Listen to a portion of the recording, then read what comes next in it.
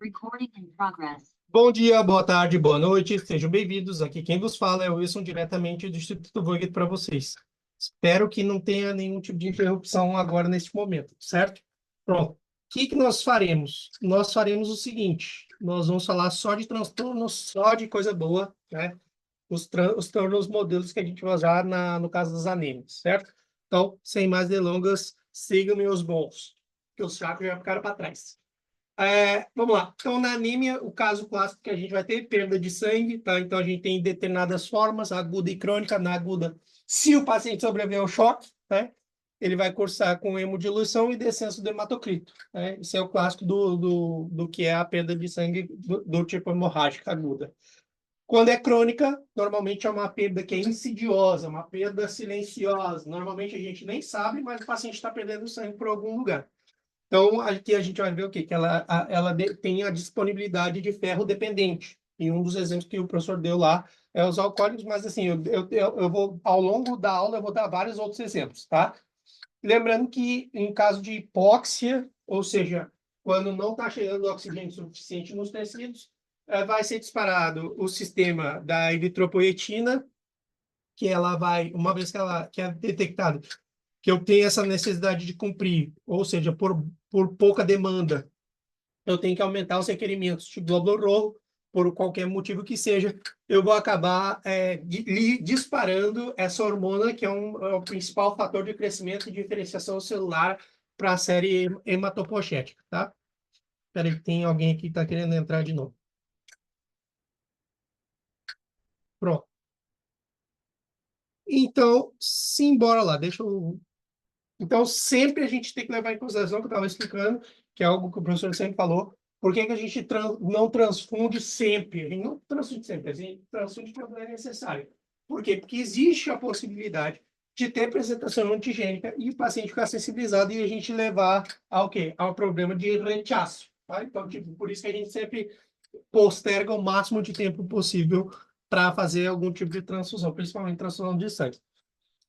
Esse fluxograma que vocês estão vendo aqui é o pensamento que o professor deu em aula. Não deu assim, mas eu organizei como se fosse um fluxograma. Então, por exemplo, assim, qualquer paciente que tenha indício de anemia, que agora a gente vai falar quais são os exames complementares que a gente usa, né? Qualquer paciente que tenha indício de anemia, ou seja, hematocrito baixo, hemoglobina baixa, glóbulo rojo baixo, qualquer coisa nesse sentido, que seja indício de anemia, a gente vai pensar, vai buscar onde é que está essa anemia, porque pensa que a gente está procurando uma anemia insidiosa, que a gente desconhece a causa. Porque se fosse uma hemorragia bruta e severa, todo mundo vê o sangue saindo. Mas quando você tem essa perda insidiosa, essa perda silenciosa, é mais difícil de encontrar. Então, a primeira coisa que a gente faz é uma endoscopia digestiva. Encontrei a úlcera, encontrei a lesão, pronto, tratar a causa. Não encontrei uma lesão sugestiva do tracto gastrointestinal, eu procuro, faço uma citologia da bexiga. Estou procurando o quê? Alguma lesão na bexiga. Não encontrei porcaria nenhuma, porque aqui, no caso, a gente estaria procurando o quê? Uma hematúria microscópica, porque é aquela que nós detectamos. Porque é aquela que o paciente sangra pela urina, todo mundo fica cagado de medo, todo mundo fica se borrando nas calças e já vai para o médico. Diz, ó, tô urinando sangue, né? Então, não. Então, aqui a gente estaria procurando uma hematúria microscópica. E se eu não achar, se der negativo na citoscopia, deu negativo na endoscopia digestiva, eu começo a pensar numa tuberculose. Porque uma tuberculose é uma doença crônica, ela é insidiosa e ela pode cursar com esse tipo de característica, né? De perda de sangue. E aí eu trato a causa. No obstante, se eu fiz a endoscopia, deu negativa, fiz a citologia negativa da bexiga, procurei a tuberculose, deu negativa, não encontrei nada, aí eu reponho com suplemento de ferro e vitamina, certo? Y otro estudio que está bueno y que se usa mucho también es la de sangre oculta en materia fecal. Ir a una videoendoscopía, que muchos pacientes son reacios, hacer su estudio para ver si está ahí. Então, a gente tem como analisar várias coisas. Então, tipo assim, a gente pode fazer vários. No final da aula, eu vou colocar alguns exames assim, bem importantes que a gente tem que levar em consideração para analisar se o paciente está tendo alguma perda de sangue, principalmente perda de sangue insidiosa. Nesses casos, quando eu tenho perda de sangue, o que acontece? Eu tenho reticulocito aumentado. Lembra que reticulocito aumentado indica o quê? Índice de regeneração. Que a médula óssea está sendo estimulada para produzir grande quantidade de glóbulo rojo. Então, aumenta a reticulocito. o hematocrito está baixo, claro. Porque o que acontece? Lembra que a gente fala que quando eu estou em perda de sangue, eu tenho hemodiluído, tá? Hemodiluído, né? Então, tendência de diminuir o hematocrito. Então, aqui eu coloco sempre, para vocês terem, ó, eu estou colocando a referência nesse card, para a gente poder fazer a comparação do que é hipocrômico e microcítico, tá? Então, por exemplo, assim, o que é hipocrômico? Ó, tá vendo que está mais pálido? O que significa estar mais pálido? Na primeira aula a gente falou, hipocrômico, eu tenho que menor quantidade de glóbulo roxo. Ou seja, menor quantidade de glóbulo roxo, não, menor quantidade de hemoglobina, tá? Hemoglobina. Então, eu tenho menor, a carga de hemoglobina está mais baixa. Por isso que a gente fala hipocrômico. E microcítica, porque o glóbulo roxo está diminuindo de tamanho. Então, aqui a gente está falando hipocrômico, a carga de hemoglobina está diminuída, e microcítica, por ele estar diminuindo de tamanho. E esse é o glóbulo roxo de referência, é o normal. Então, quando eu tenho perda de sangue, eu tenho aumento de reticulocito, hematocrito baixo nas agudas, e na hemorragia a gente tem, ou seja, a característica do glóbulo roxo é ser hipocrômico e microcítico, certo? Então, sempre lembrando que o índice de reticulocito é de atividade da medula óssea. Aqui o professor faz uma crítica, só voltando aqui, o professor faz uma crítica, porque nem todos os casos que eu perceber uma anemia, eu já saio tratando com vitamina e ferro. Eu tenho que analisar por a causa, porque se eu colocar vitamina e ferro no tratando da causa, nunca vai terminar a hemorragia, não é verdade? Então, pronto, isso aí é uma coisa que ele explica bem direitinho e a gente vai falar em detalhe. Qual é o tratamento quando eu tenho uma perda de sangue? Lembra que a gente está falando aqui, por exemplo, com o hematocrito. Lembrando que assim, ó, eu vou falar do índice de hematocrito já também. Mas que a gente tem que lembrar que para restaurar um paciente que perdeu sangue, repouso, fundamental, a gente já explicou os mecanismos de repouso na primeira aula de anemia, e boa alimentação. Simplesmente se alimentando bem. Inclusive, aqui o professor mete o pau nos veganos, ele diz que os veganos eles não têm um aporte adequado de vitamina B9 e vitamina B12, que não é a mesma coisa, o aporte de vitamina B12 e vitamina B9 através de vegetais, e aí ele meteu o pau e disse, ó, aqui não importa, a criança não tem que ser vegana, a criança tem que comer carne. Que también un consejo bueno es que cuando vayas a comer alimentos ricos en hierro, combinarlo con un cítrico. Si es lentejas, por ejemplo, que sea condimentado con limón o con alguna naranja. Tá, agora porque a Marina falou isso aí, assim, lembrando o seguinte, todos os alimentos que são ricos em ferros, eles têm a tendência de melhorar a absorção quando a gente colocar algum alimento cítrico, algum componente cítrico. Só que eu também tenho que lembrar das coisas que vão fazer que eu tenha uma piora na absorção. Então, se o cítrico ele ajuda na absorção de ferro, eu pergunto a vocês, o que piora a absorção de ferro? Qual é o componente alimentar que piora a absorção de ferro? O que melhora é cítrico, beleza. Umas gotinhas de limão, por que a gente come, né, a feijoada ali com uma lasca de laranja? Agora eu pergunto, tá, e aí? E o que piora? Derivados do leite. Leite, queijo, leite, iogurte, tá? Porque eles contêm muito cálcio, e o cálcio compete com o ferro, tá? Então, eles acabam diminuindo a absorção, porque também, depois, quando a gente for estudar as causas, a gente vai estudar as causas de anêmia, né? Ou seja, a causa de anêmia específica, por exemplo, no caso do ferro. Aí tem diminuição da absorção. Por que está diminuindo a absorção? Aí você vai fazer a anamnese com o paciente e diz, vem cá, vai dizer, eu adoro comer, sei lá, feijão com leite. Bueno, entendeu? carne, Pronto. carne, Feijão com queijo. Pronto. No, Tá carne dando errado. con crema. Tá? Então, tipo, aí a gente Muito faz a problema. correção. E a gente faz a correção nesses casos, né? Bom, anemia megaloblástica. Então, a gente tem aqui duas coisas importantes para falar da anemia megaloblástica. Lembrando que, ó, olha só como é importante a gente colocar aqui, ó, o testigo e o alterado, né? E tá vendo sempre, eu estou sempre botando ali o normal, normocrômico, normocítico, para a gente comparar o que está acontecendo na doença, na patologia. Então, na anemia megaloblástica, a gente tem o quê? Pode ser por déficit carencial de vitamina B12 ou vitamina B9. Lembrando que B12 é cianocobalamina e a B9 é o ácido fólico. O que acontece? Na vitamina B12, as causas de diminuição do aporte. A pessoa não está ingerindo alimentos ricos em vitamina B12, tem uma diminuição da absorção e diminuição do fator intrínseco. Lembrando que a vitamina B12 está intimamente relacionada ao fator intrínseco, que é liberado pelas células parietais. As células parietais liberam fator intrínseco e ácido clorídrico, né? E o ácido clorídrico ativa o pepsinol na pepsina, e o pepsinol é produzido nas células principais, tá? Isso aí, esses trava-línguas, vocês têm que saber de trás para frente. O exemplo que o professor usa para diminuição do fator intrínseco, eu particularmente não gosto, eu também não vou falar, porque eu percebi que o professor ele puxou para esse lado e eu não quero sair para aí. Ele falou da gastrite atrófica autoimune. Eu prefiro falar mil vezes o paciente com cirurgia pós-bariátrica, porque esse paciente que tem cirurgia pós-bariátrica, dependendo da cirurgia que foi feita, eu tirei a parte do fundo do estômago. E se eu tirei o fundo é onde eu tenho maior quantidade de células parietais, nesse caso. Então, pronto, aí esse paciente vai ter dificuldade. Esse paciente precisa ter um suplemento alimentar, ficar tomando vitamina B12, vitamina B, ou seja, isso é muito importante porque está relacionado diretamente com o fator intrínseco. Outras causas, né, da vitamina, por exemplo, no caso da vitamina B9, ácido fólico, a gente já sabe que diminuição do aporte, incapacidade de usar, a pessoa pode ter algum problema que faz com que ela não consiga usar o ácido fólico de maneira adequada, ou por aumento do consumo, do gasto. Onde é que a gente vê o aumento de consumo de gás? Por exemplo, nas grávidas, nas crianças e em pessoas que têm neoplasia. Então, claro, e lembrando que tem algumas neoplasias que são causas de anemia, né? Ou por espaço, ou por ocupar espaço e diminuir a produção, ou por outras causas que a gente vai acabar vendo. Mas, tipo, a gente tem que se ater a esses pequenos detalhes.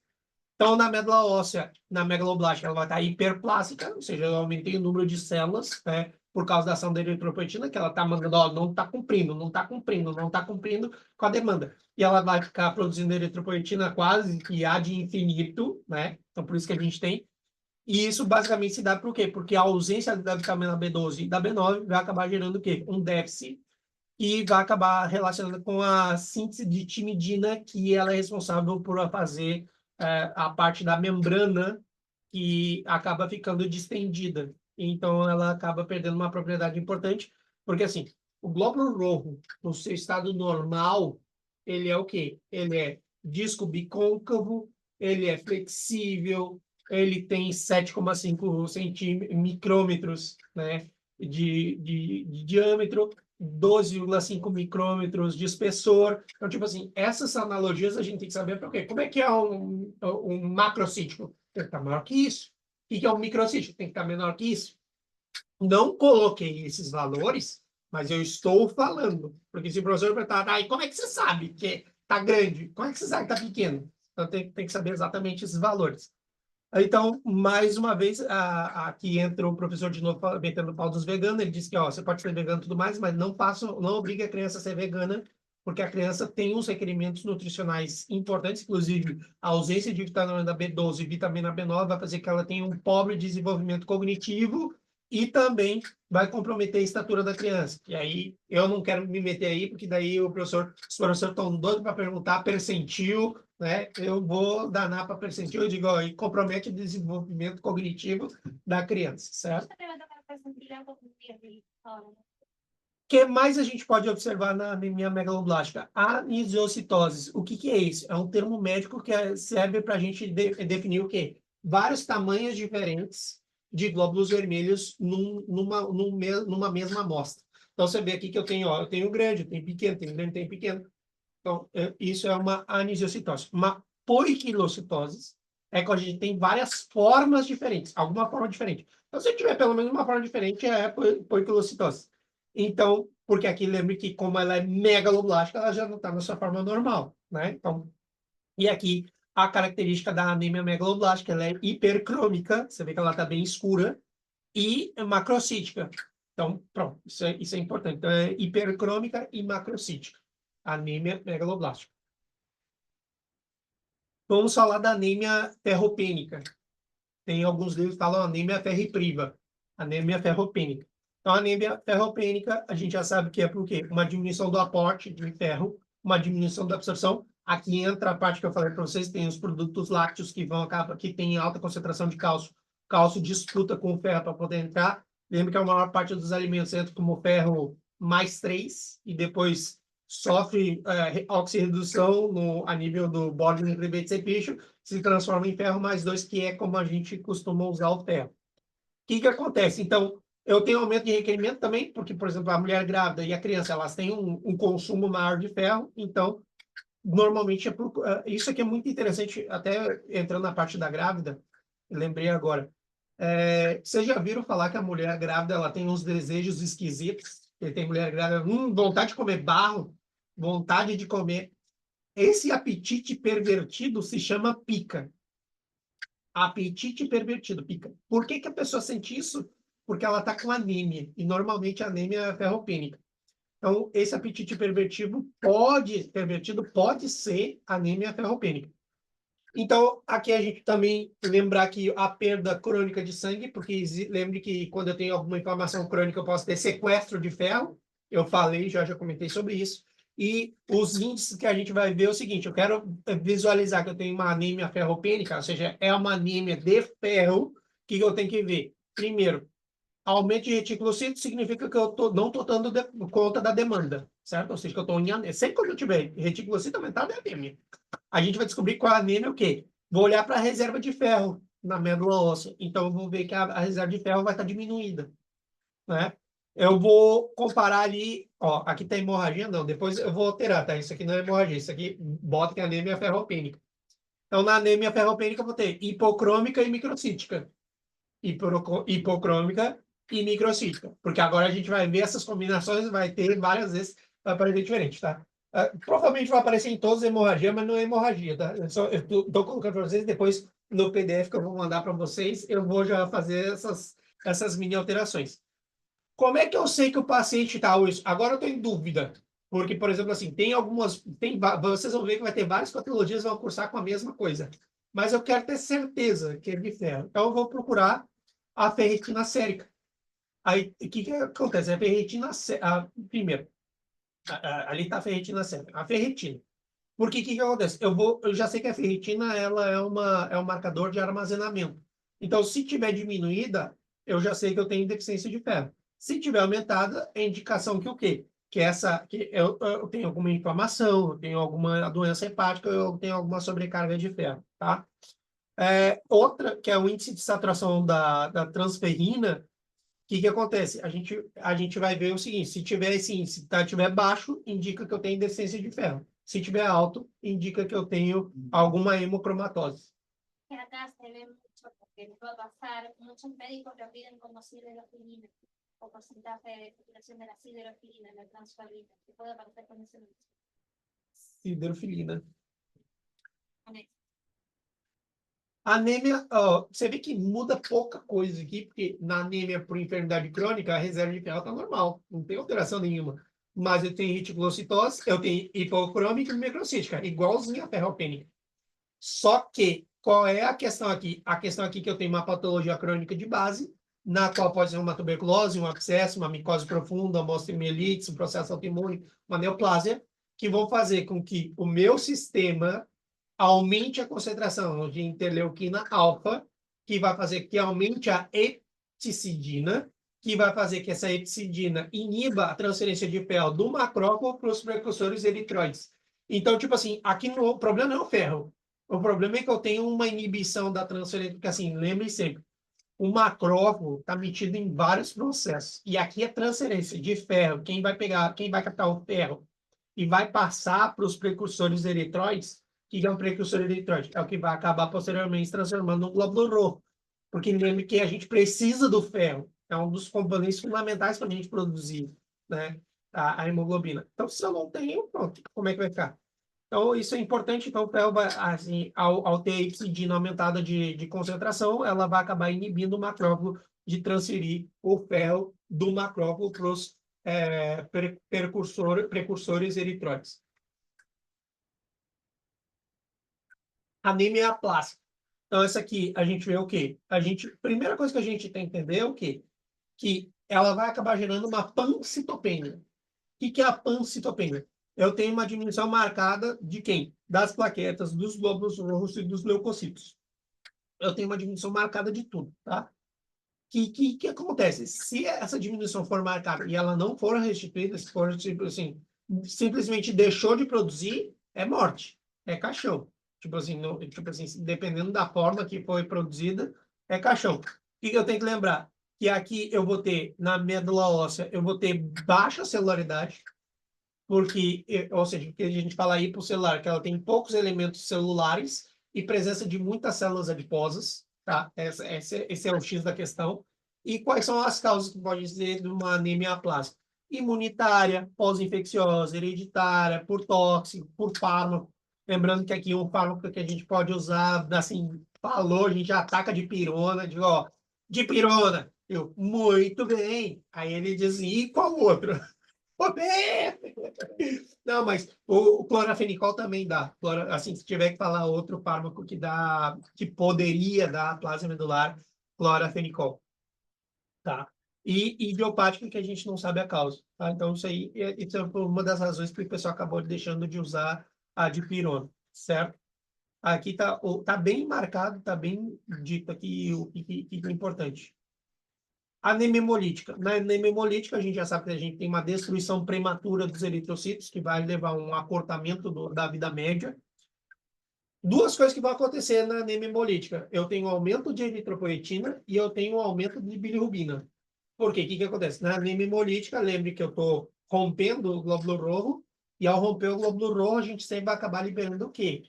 Hemo. E aí esse hemo, só a ação da hemocrigenase, vai acabar liberando biliverdina, que passa bilirrubina não conjugada. Essa bilirrubina não conjugada, que é tóxica, que é lipossolúvel. Pronto. Aonde é que a gente vai ver a anemia hemolítica? Em reações transfusionais e parasitismo. Parasita que a gente vai usar como modelo aqui é o nosso parasita favorito, é o Plasmodium, né? A malária. Porque o Plasmodium, dentro do ciclo de vida dele, né, reprodutivo, em algum determinado momento a gente tem que ser picado pelo mosquito, o mosquito vai infectar, ou seja, a corrente sanguínea com o parasita, esse parasita se desenvolve na corrente sanguínea e ele vai coabitar o quê? O glóbulo roxo, ele vai viver dentro do glóbulo roxo. E o que acontece? Depois que ele termina, eclode, rompe, hemólise massiva, vários glóbulos rojos rompem e acabam liberando outros parasitas que vão habitar outros glóbulos rojos. É por isso que dentro da malária a gente vai ter febre terçã, febre quartã, que é o quê? É uma febre que dá a cada 3 dias, a cada 4 dias, a cada 2 dias. Porque é justamente o ciclo de vida de cada parásito que tem, tá? Então, imagine. E é terrível. Terrível. Quem é do Pará sabe o que eu estou falando. E aqui, o que acontece? Então, nessa ruptura massiva de glóbulo roxo, qual é os sinais que a pessoa vai ter? A pessoa vai ter febre, né? Porque a gente vai acabar liberando um monte de mediador químico, vai ter icterícia, né? Ou seja, o paciente pode ter palidez cutânea mucosa, né? A gente pode observar várias coisas. E esses fragmentos aqui, ó, que a gente vai ter por toda parte, né? Aqueles fragmentos de hemoglobina que não estariam completas, estariam prontas. Esferocitose hereditária. Então, a gente tem aqui uma doença autossômica dominante, uma doença genética, cunho genético, que vai cursar com aumento de reticulocito, aumento de bilirrubina não conjugada e icterícia, e ela é hipercrômica e microcítica. Ela é hipercrômica, né? Ou seja, tem grande concentração de hemoglobina, e ela é microcítica, por quê? Porque ela está diminuindo de tamanho e ela é uma esfera. Não está em forma de um glóbulo roxo normal. Não é um disco bicôncavo, é uma esfera. Por isso que é esferocitose hereditária. Então, aqui a gente tem uma hiperplasia eritroide da medula óssea. Claro que eu estou recebendo eritropoetina o tempo todo para poder corrigir. Nesse é um dos únicos casos que a gente vai ter como tratamento a esplenectomia. Por quê? Porque aqui a finalidade do tratamento da esplenectomia é evitar que o baço tenha a função de hemocaterese. A gente não quer que ele filtre nada. Porque a gente quer manter o máximo de tempo de vida possível desse glóbulo roxo anômalo, né? Então, esse é um dos casos pontuais que a gente vai recomendar a esplenectomia como tratamento, esferocitose hereditária. Aqui, no caso, se ela cursar do jeito normal, vai cursar com icterícia e esplenomegalia, né? Aqui a gente tem um defeito no citoesqueleto que vai acabar fazendo com que essa esfera seja pouco deformável e vai favorecer o sequestro e destruição esplênica. Lembrando que sequestro quando a gente está tomando alguma coisa de algum lugar, né? Está tomando do lugar normal e corrente. Talassêmia. A talassêmia é uma diminuição da hemoglobina por mutações hereditárias. Ela afeta tanto a cadena alfa quanto a cadena beta. A produção ineficiente de hemoglobina vai levar a uma formação de glóbulos rojos anormais, que eles vão ser frágeis, se destrói com facilidade, que vai causar uma anemia hemolítica. Essa aqui também está do grupo das anemias hemolíticas. Paciente com esse tipo de talassêmia, ou seja, normalmente requer, ou seja, na talassêmia leve, normal, só descanso, repouso, tchau. Na moderada, eu posso ter transfusão de sangue. E se ela for muito intensa, eu posso necessitar um transplante de medula óssea. Tá? Então, tipo, a gente sempre tem que avaliar essas possibilidades. Vai cursar com o quê? Com reticulocitose, com anisocitose, ou seja, os glóbulos rojos com distintos tamanhos. E a gente já sabe que ela vai cursar hipocrômica e microcítica. Você vê mais uma hipocrômica e microcítica. Anemia falciforme. A anemia falciforme que vai acontecer, ela é uma das mutações que se usa como base na genética, que ela vai respeitar a lei mendeliana, aqueles quadradinhos, né? Azão, azinho, aquela coisa linda. Ocorre uma mutação pontual, né, de uma base nitrogenada, ou seja, o codão deveria ser GAG, e eu tenho uma mutação que passa GTG. Então, o que está trocando aqui? Na verdade, é um aminoácido glutâmico por um aminoácido valina. Ácido glutâmico é um ácido, e a valina é o quê? É um aminoácido neutro. E aí, o que acontece? Só por trocar um aminoácido de posição, eu tenho uma modificação na morfologia do glóbulo roxo, que ele passa a ter essa forma de os, essa forma de mídia luna, e esse câmbio justamente na posição 6 do jeito. Isso vai originar uma hemoglobina normal, que é denominada hemoglobina S. Tá? Então, essa é a hemoglobina, a anemia falciforme também ela pode ser chamada de drepanocitose. Ela vai cursar com dor intensa em membros e extremidades, porque elas são vasoclusivas, tem anemia crônica, fadiga, palidez, é o síndrome anêmica, né? Palidez, fadiga, e risco de esplenomegalia, aumento das infecções, né? Agora vamos para os exames complementares. O que a gente tem que lembrar? Então, a gente tem que analisar aqui os pontos mais importantes. Se eu for querer identificar uma anemia, o que eu tenho que pedir? Ou seja, hemograma completo. O que eu vou analisar do hemograma completo? Hemoglobina, hematocrito e reconto do glóbulo vermelho. Então, a gente já sabe aqui que se eu tiver hemoglobina baixa, indicador de anemia, hematocrito baixo é sugestivo, tá? Aqui a gente tem que levar muito em consideração a condição do paciente, que imagina, o paciente está sobreidratado, ele pode estar com hematocrito baixo, mas ele está normal, ele está só sobreidratado, está hemodiluído. Então, tipo assim, hematocrito a gente tem que pegar, como eles gostam de falar aqui, com pinça. Tem que olhar no carinho, no cuidado. O reconto de glóbulos rojos, então a gente vai ver a quantidade, se ela estiver baixa, é indicativo de anemia, né? Lembrando sempre que aqui a gente vai olhar o reticulocito também, porque a gente já sabe que se o reticulocito tiver aumentado, tá sendo. Então, são coisas que são sugestivas de anemia, mas eu tenho que olhar vários parâmetros para poder ter certeza. Por exemplo, se eu ver só hemoglobina baixa, não é suficiente. É um indicativo. A gente vai perder analisando, mas é um indicador-chave. A hemoglobina é um indicador-chave. Isso é inegável.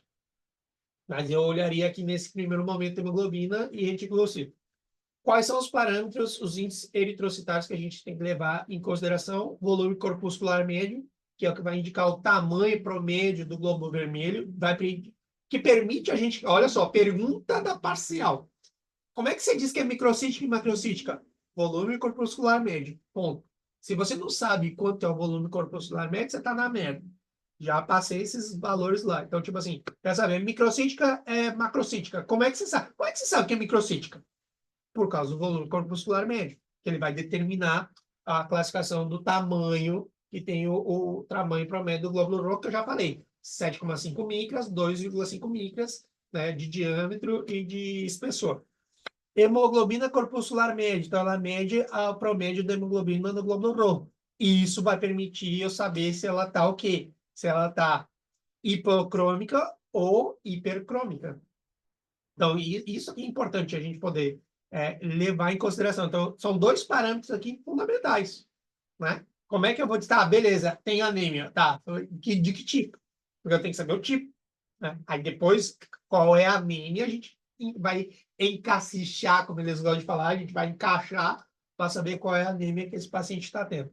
Depois a gente tem a concentração da hemoglobina corpuscular, né? Mais ou menos vai avaliar a mesma coisa, ou seja, a concentração do promédio de hemoglobina em um volume da de glóbulo rojo.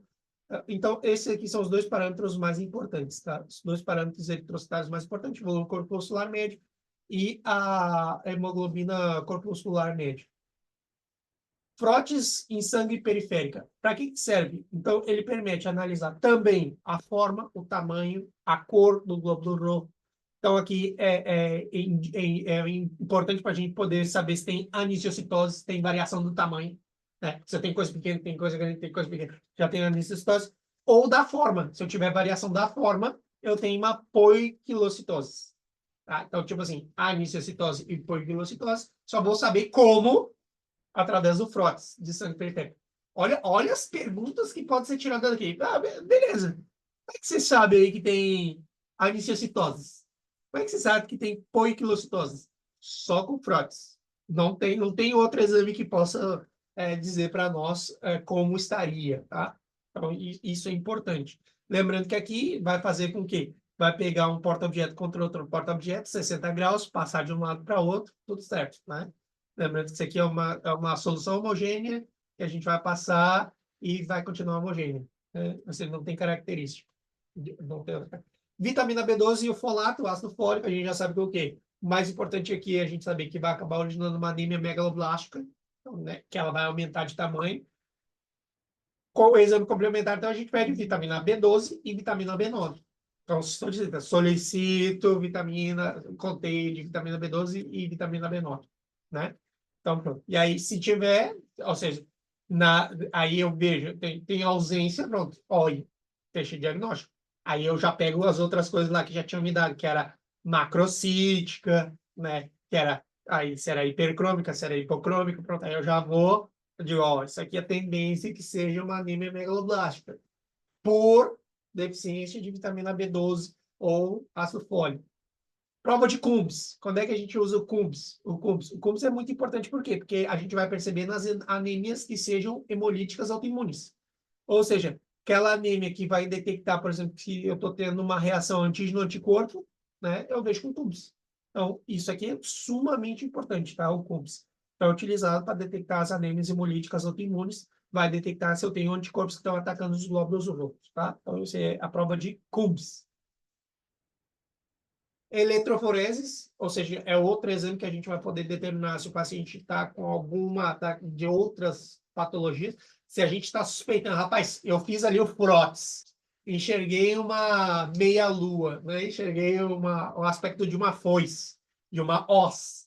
Rapaz, fazer eletroforese aqui, só para ter certeza, porque tipo assim, você ainda fica meio cagão, digo, não, vou mandar eletroforese aqui. Aí, se deu padrão ciclêmico, meu amigo, uma delicinha. Você já deu o diagnóstico, né? Você já viu ali no frotes, já está suspeitando de anemia, o paciente tem sinais sugestivos de drepanocitose, tem antecedente familiar, normalmente tem antecedente familiar, muito difícil não ter, tá? Normalmente o paciente tem algum antecedente familiar. Os pacientes ciclêmicos são de raça negra, assim, a esmagadora maioria dos pacientes ciclêmicos são de raça negra, certo? Assim como aí na talassêmia já é uma doença mais do Mediterrâneo, tá? Mas assim, a ciclêmia é bem... Quais são as doenças que a gente pode pegar no Brasil? A gente fala teste do pezinho. Aqui eles falam screening neonatal. Olha só, screening neonatal. Então, professor, ele teste de la patita. Teste da patita. Não, screening neonatal. Daí o screening neonatal, a gente consegue ver essas doenças. Claro que para nós agora o mais importante é a anemia falciforme, né? Ou seja, a gente consegue detectar aí de 24 a 48 horas de nascido. Já a gente, com uma pequena amostra de sangue, a gente já consegue ver, né, dele talão dele bebê. E deu, certo? Então, isso aí é tudo. Tentei deixar o mais simples possível, tá? Dentro de todas as coisas que a gente pode ver de anemia. Assim, já digo para vocês, é muito complexo. A anemia pode ser um assunto muito complexo, pessoal. Tá, beleza. Como é que você vê macrocítico e microcítico? Acabou a prova aí, certo? Assim, já ouvi também o pessoal comentando que, assim, não é para estudar um só tema, porque a Paulina é uma das que pergunta todos os temas, um A mí pouquinho me de preguntaron de todos todos los os temas, temas. hasta de mesotería, Pablo. Então, assim, para essa prova, muito cuidado, tá? Nós estamos organizando aqui para fazer alguma coisa no final de semana. Ou da gente sequestrar um dia da semana para poder fazer um intensivão aqui, só escutando as aulas do Chiesa. A gente vai ficar escutando as aulas do Chiesa e tomando algumas anotações, certo? Pronto. Recado dado, não mata soldado. Tchau, tchau. Já vou subir a aula. Beleza, Will. Avisa aí então que dia que você vai fazer isso aí, Tá. Porque tem que tá? ser algum dia dessa Obrigada. semana. Tá. Tá bom, tá bom. Amanhã, Beleza, amanhã nem vou valeu. na aula de micro. Tá. Beleza.